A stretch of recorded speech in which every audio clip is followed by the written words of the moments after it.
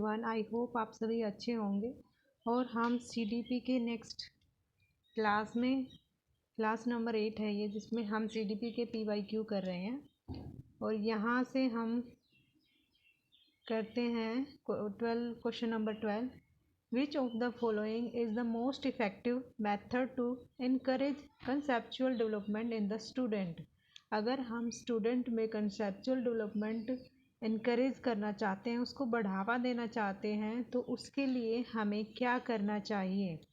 ठीक है, तो ऑप्शन नंबर इसका ऑप्शन सी क्या रहेगा, give student multiple example and encourage them to use the reasoning.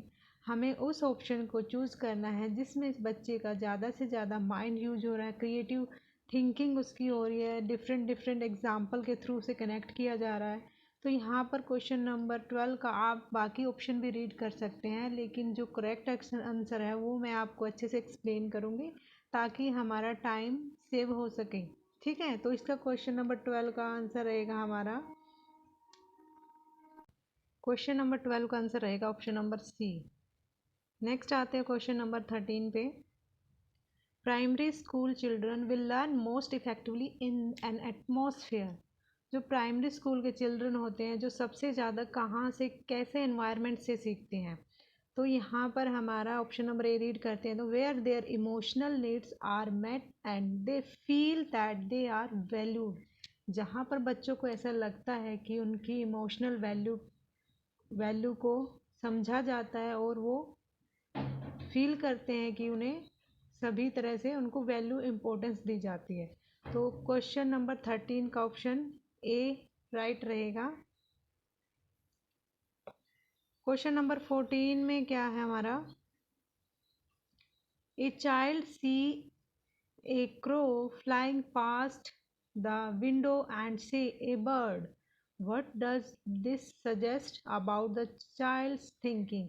एक बच्चा क्या है, क्रो को उड़ते हुए देखता है, विंडो को पास करते हुए देखता है एंड बोलता है एक बर्ड, एक पक्षी। तो इसमें हम बच्चे की थिंकिंग के बारे में क्या बोल सकते हैं, क्या सजेस्ट करेंगे। The child has previously stored memory, पहले से मेमोरी स्टोर है। The child has developed the concept of bird.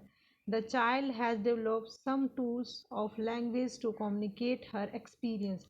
बच्चा क्या करता है, कुछ टूल्स का यूज़ करते हैं अपने एक्सपीरियंस को करने के लिए। तो इसमें क्या है, हमारे ऑप्शन नंबर 1, 2, 3 तीनों राइट रहेंगे, क्योंकि कुछ ना कुछ बच्चे के माइंड में बर्ड के बारे में कुछ मेमोरी स्टोर थी, तभी उसने उसको बर्ड बोला है। और क्या है, वो उससे उसको कनेक्ट कर पा रहा है बर्ड के साथ, और उसके थ्रू अपने एक्सपीरियंस को कम्युनिकेट कर पा रहा है। तो ऑप्शन नंबर सी इसका राइट आंसर रहेगा। ऑप्शन नंबर सी इसका राइट आंसर रहेगा। नेक्स्ट आते हैं अपने क्वेश्चन नंबर 15 पे।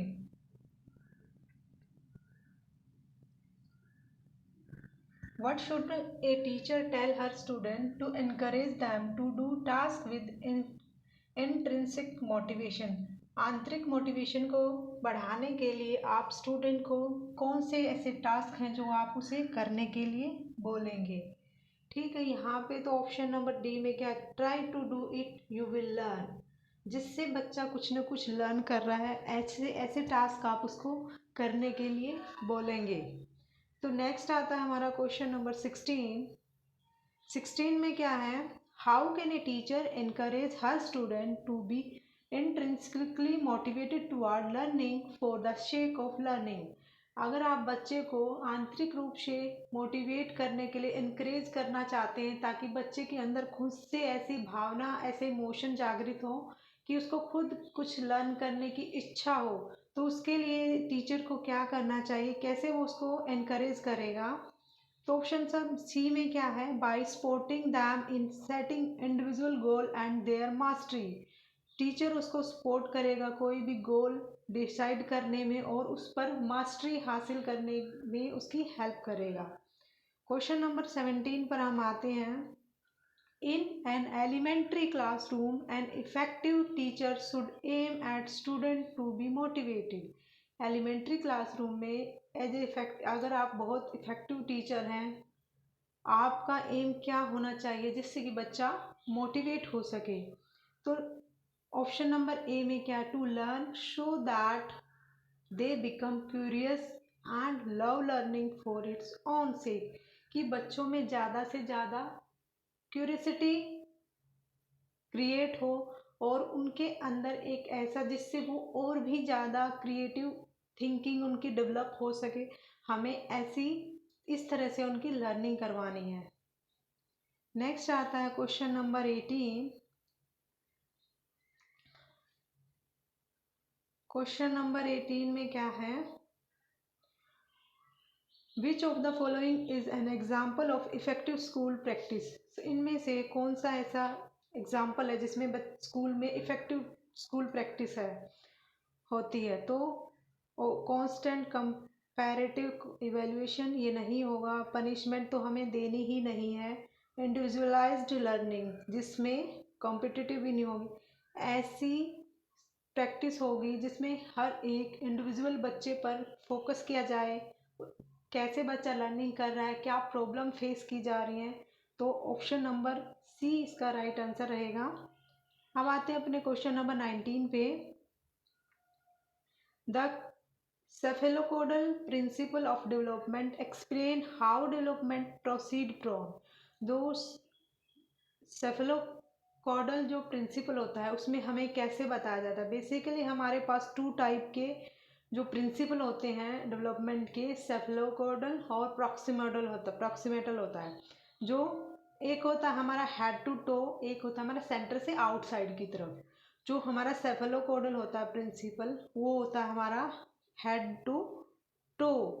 तो ऑप्शन नंबर सी इसका राइट आंसर रहेगा। नेक्स्ट क्वेश्चन नंबर 20 में, विच of the following is an sensitive period pertaining to language development. सबसे ज़्यादा लैंग्वेज डेवलपमेंट के लिए सेंसिटिव पीरियड कौन सा है। तो ये क्वेश्चन आई थिंक रिपीट हुआ है, पहले भी पिछले सेट में भी ये क्वेश्चन आया था हमारे। अगर आपने पिछली क्लासेस सभी अच्छे से देखी हैं तो आपको पता होगा। तो हमारा अर्ली चाइल्डहुड जो होता है वो लैंग्वेज डेवलपमेंट के लिए सेंसिटिव पीरियड होता है, इसमें सबसे ज़्यादा बच्चा लैंग्वेज सीखता है। नेक्स्ट आते हैं क्वेश्चन नंबर 21 पे। ए 6-year-old girl show exceptional sporting ability, both of her parents are sports person, send her for coaching every day and train her on weekend. Her capabilities are most likely to be the result of an interaction between। एक 6 year की लड़की है जो अद्भुत उसमें ability है sporting की, और उसके दोनों मम्मी पापा स्पोर्ट्स पर्सन हैं और अच्छे उनको कोचिंग में भी भेजते हैं डेली प्रैक्टिस के लिए, जो और वीकेंड पे ट्रेन किया जाता है। तो जो उसकी कैपेबिलिटी है किस कारण से है, तो बेसिकली सिर्फ हेरिडिटी के कारण नहीं हो सकती।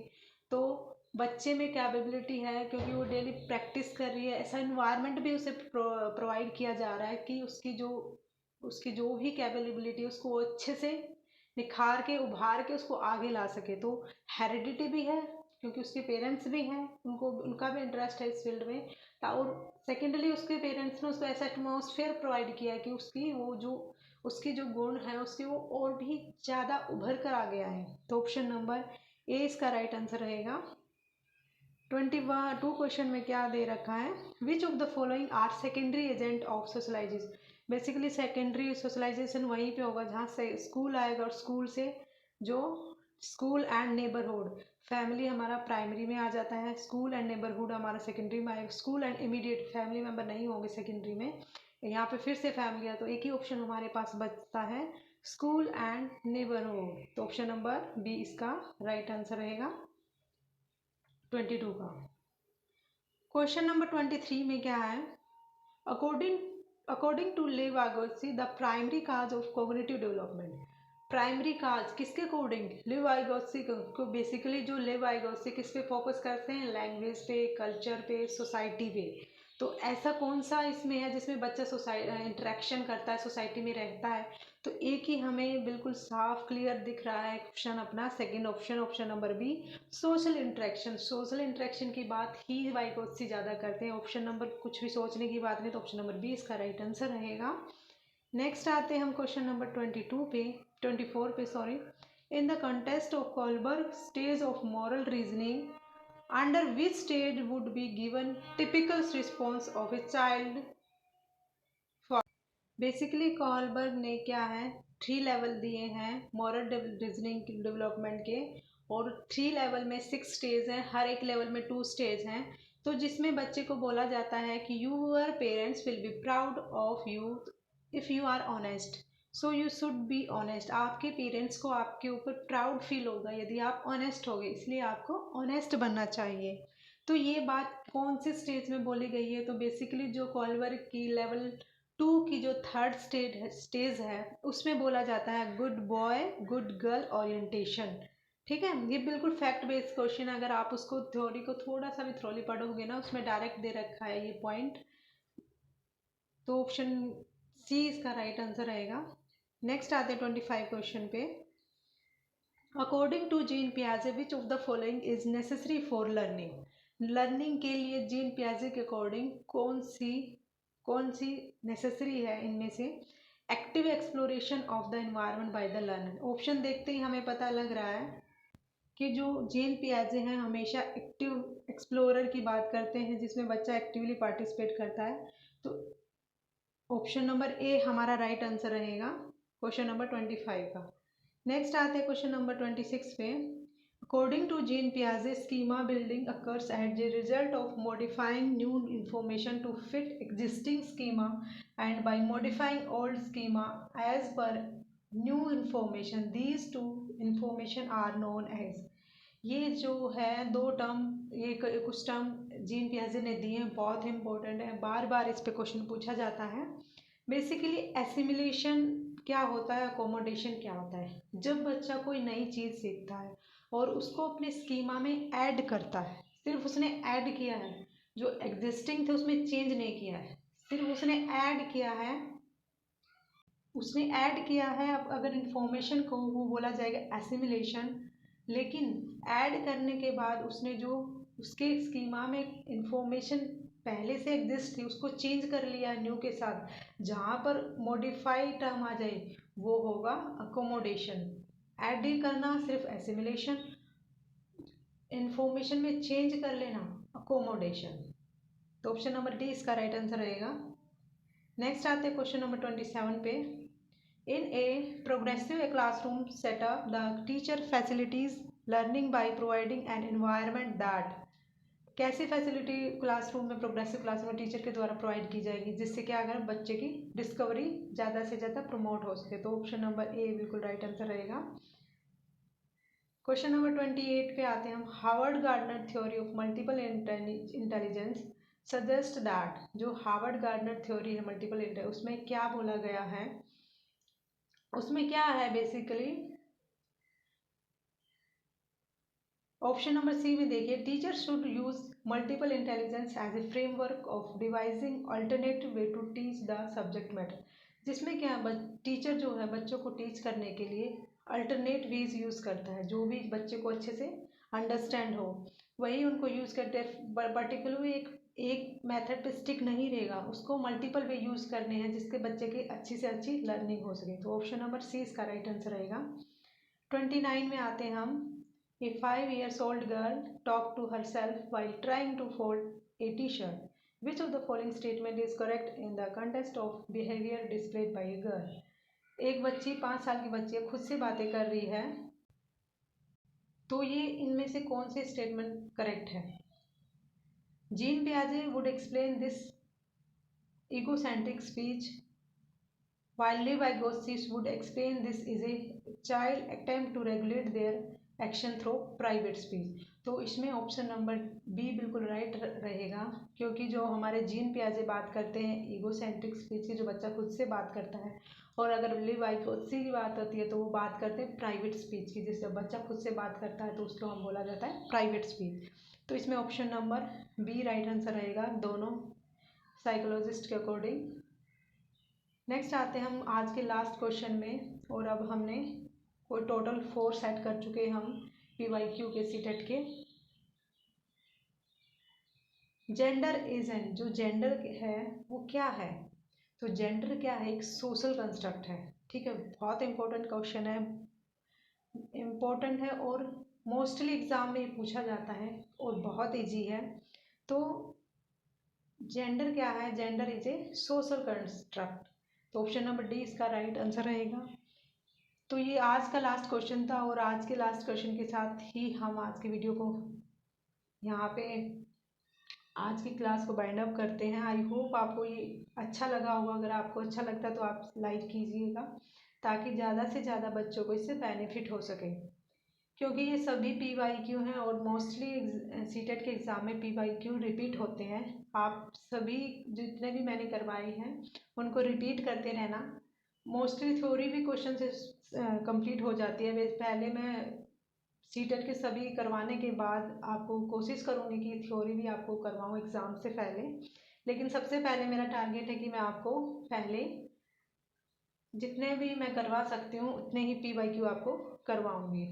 Okay, thank you.